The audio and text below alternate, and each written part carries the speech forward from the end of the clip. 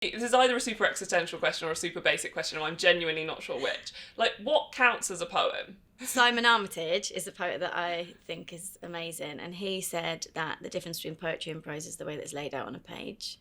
Okay. I guess, I don't know how that would count for spoken word, but most spoken word poets I know also just write things down first, so I don't think there's as big a distinction as people say. Yeah.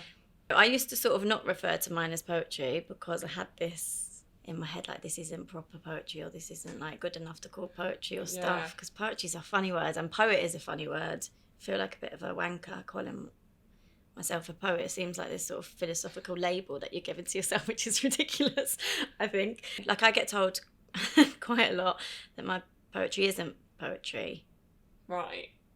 And I think the more I get told that, the more I sort of defend it. It's like, yes, it is. You might not think it's good poetry, but it's still poetry. Like, what you're trying to say is that you don't like it, which is fine. So, yeah, I get quite a few just blunt statements, especially under YouTube videos when it's read out. It's just like, this is not poetry.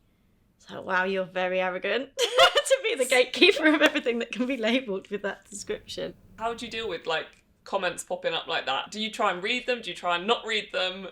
I read them normally because sometimes I agree with bits of it. And also, if people criticise stuff, I like it. Like, I think I missed out on that from not studying poetry like I didn't do English. I did languages at uni, so I didn't study poetry like that. So I've not had years and years of me handing a poem to someone and then telling me how it could be better, or pointing stuff out in it, or pointing out cliches, I think is the main thing that I got pointed out when I started having an editor, which is really helpful. And there was an article yesterday that was sort of saying that that Keats would have been turning in his grave at these modern poets, and mentioned like myself and two other, Rupi Kaur and Kay Tempest, and stuff like that. I normally always use like really brilliant but dead poets to back them up. I find these articles, like Shakespeare would have hated you, or it's like, maybe, but how do you know? Like, you don't know any more than I do. No idea. Maybe they'd love the evolution of language. It's strange. There's a lot going on in the world. It's strange that people get so annoyed about how to define like an art form.